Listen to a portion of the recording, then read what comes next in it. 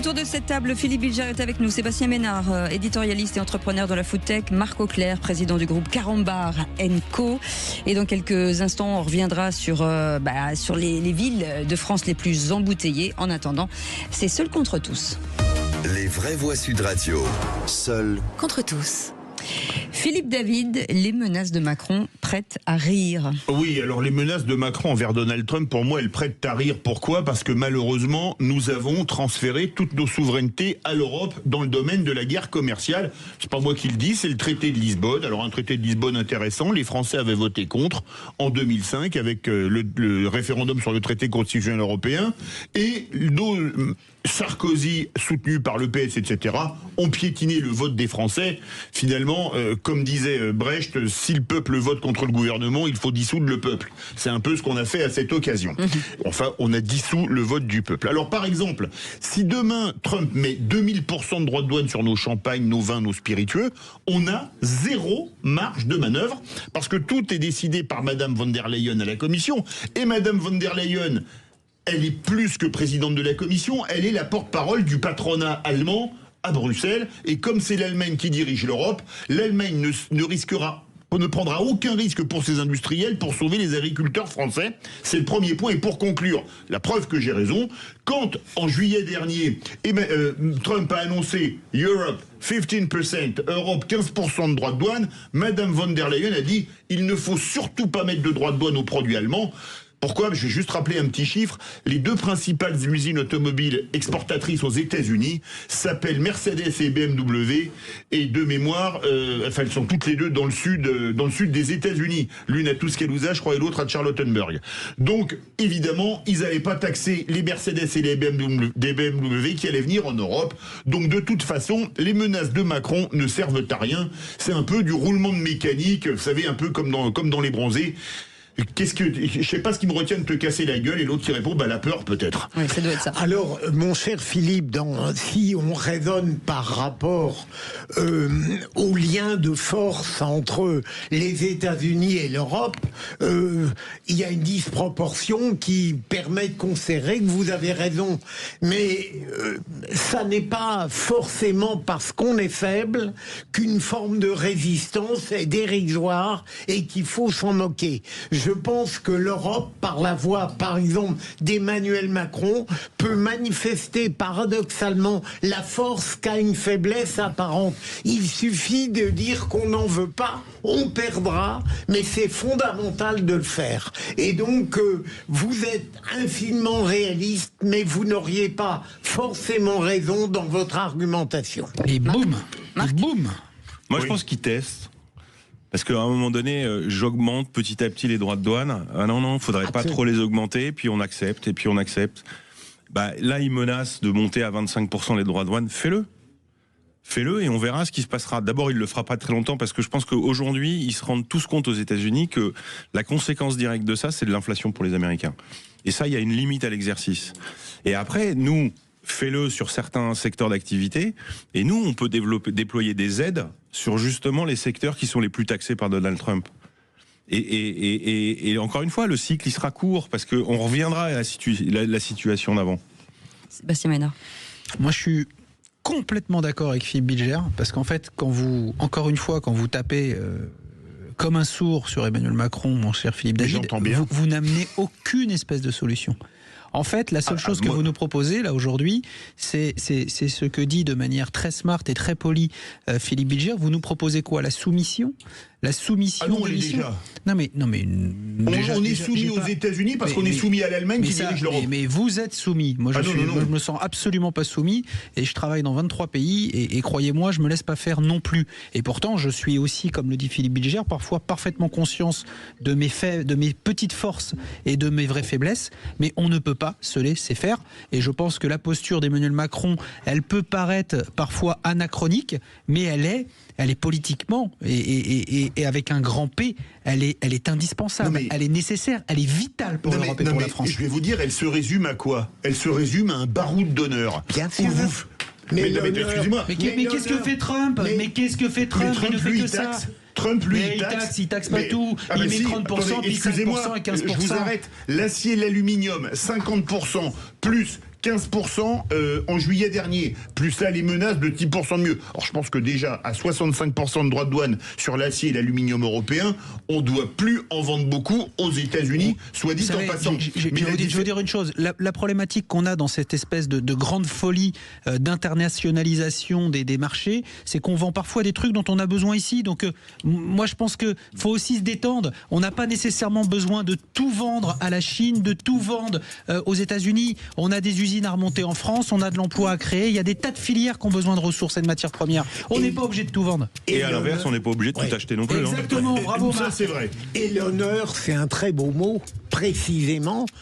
C'est un honneur de résister. Vous me plaisez, Philippe Bilger. Non, mais je vous donne tout. Hein. Oh là là là là là là. J'ai l'impression qu'un couple est en train de se former ce soir. Oh, il est en couple avec Cécile de Minibus. Attendez. Mais vous êtes tous en couple avec moi, sachez-le. Ah bah excusez-moi, c'est un trouble, un quadruple, comment on dit après? Écoutez, quand on aime, on ne compte pas. Vous savez. Estimez-vous heureux d'être dans la bande déjà. Allez, Philippe Bilger, les humoristes français ne sont pas drôles. Alors j'ai choisi ce seul contre tous à partir d'une formation que j'ai eue qui aimait les humanités. J'ai malheureusement loupé Normal Supplétre, mais j'ai beaucoup aimé cela. Ça veut dire que j'apprécie l'humour à partir d'un certain art du langage. Et donc je considère que les humoristes français, et j'ai conscience peut-être de forcer le trait, ne font pas rire à partir de jeux du langage, la plupart du temps, parce qu'en réalité, ils ne connaissent plus les 1000 enchantements du langage français, et d'autre part, quand ils essayent d'être drôles, ils s'abandonnent à une politisation qui crée en réalité des divergences, des antagonismes, au lieu de créer du rassemblement. Le vrai rire, de mon point de vue, rassemble, unit, parce qu'il se dégage du partisan, il est intelligent et brillant, alors que, et certes, il y a ici ou là un humoriste qui pourrait nous faire rire, mais profondément, l'humour véritable, authentique, celui que ma nostalgie plaçait dans Poiret et Serrault, par exemple, n'existe plus. Alors, moi, je crois deux choses. Déjà, je suis pas d'accord avec Philippe Bilger sur un point. Moi, il y a encore des humoristes français très drôles. Moi, j'écoute notre ami Gaspard Proust, bien sûr, sur Sud Radio le matin, Régis Maillot, avec son billet d'humeur et d'humour qui est vraiment très drôle. Et Régis Maillot a énormément de talent. Moi, j'aime beaucoup la bande des chansonniers. Donc c'est du lundi au jeudi. Oui, absolument. Son oncle du Théâtre des Deux Ânes, Jacques, etc. Moi, je trouve qu'on a des bons humoristes. Moi, je pense que ce qui a tué les humoristes dont vous parlez, c'est une chose. Ça s'appelle le politiquement correct. Parce qu'à l'époque de Desproges, de Coluche, aujourd'hui, ils passeraient leur temps au tourniquet de la 17e correctionnelle que vous avez dû voir au Palais de Justice de Paris. Parce qu'aujourd'hui, avec le politiquement correct, il y aura toujours une association de dames patronesses de la vertu qui vous traînera devant les tribunaux. Mais moi, je crois qu'on a des humoristes très drôles à une condition, ne jamais céder un pouce de terrain au politiquement correct. Sébastien Ménard. Non, moi je suis pas d'accord avec Philippe David et je ne suis pas d'accord avec Philippe Bilger. Vous aimez toujours faire l'original. Non, vous êtes tout alors. Je ne comprends pas. Je vais faire la synthèse là dans le. C'est votre côté François Hollande. C'est son côté professeur. Ceci dit, on a aussi oublié un comique. On a Philippe David à l'antenne voilà, qui nous parle de Donald Trump, tout ça. On rigole beaucoup. C'est le plus drôle. Non, moi je pense qu'il y a évidemment toujours des artistes, humoristes drôles. Voilà, heureusement en France. Incontestablement. Je ne suis pas certain que ça soit le politiquement correct, même si je le dénonce aussi, qui soit aujourd'hui la source de votre inquiétude, Philippe Bilger. Non, je pense qu'aujourd'hui, ça s'est segmenté. Je pense que le marché s'est segmenté. Vous avez des humoristes qui réussissent à faire rire, par exemple, la gente masculine, mais ça fait plus rire la gente féminine. Vous avez des humoristes... Vous avez des humoristes féministes qui, moi, clairement, me font pas rigoler du tout. Moi non plus. Vous avez Vous parlez de Sandrine Rousseau, comme parlez des humoristes féministes. Laissez-moi terminer. Arrêtez de faire des blagues, David. Vous avez des humoristes communautaristes. Oui. Voilà, ça me fait pas rire non plus. Voilà. Et alors qu'avant, on pouvait rire de tout. C'est vrai ce que vous dites. Avant, on pouvait rire de tout. Donc je suis pas sûr que ça soit. L'humour français n'existe plus. Pardonnez-moi, Philippe Bilger, là vous êtes un peu excessif. Et je suis pas certain que ça soit ce que vous dites, Philippe David. C'est pas une espèce de bienséance. Non, c'est qu'en fait on rit avec sa communauté. Exactement. Et ça correspond parfaitement aujourd'hui à ce qu'on peut vivre sur les réseaux sociaux, à ce qu'on appelle le biais cognitif, algorithmique, etc., où je suis plutôt intéressé, sensibilisé, tamponné par des choses qui m'intéressent. Donc ça me confère et ça m'enferme quelque part. Et aujourd'hui, on retrouve ça malheureusement. Le rire, le comique, est une consommation comme les autres. Après la conférence de... Oui, je n'ai pas eu le sentiment d'avoir été contredit, mais bon. Non, parce que vous dites la même chose. Allez. En mieux. Moins bien. Vraiment moins bien. Alors, je ne sais pas si je vais faire la synthèse. Je suis pas sûr que ce soit de la responsabilité des humoristes. Les humoristes s'adaptent aux goûts et aux préférences d'aujourd'hui. Et donc, effectivement, il y a de la segmentation. Il y a des humoristes qui faisaient rire hier et qui font rire toujours aujourd'hui. Et puis, il y a des humoristes qui s'adressent à certaines franges de la population et ça fonctionne très bien. Donc, l'humoriste s'adapte au goût et à ce que veut entendre. Donc, il n'est plus universel. Pardon ? Donc il n'est plus universel. Mais c'est ça justement, Cécile.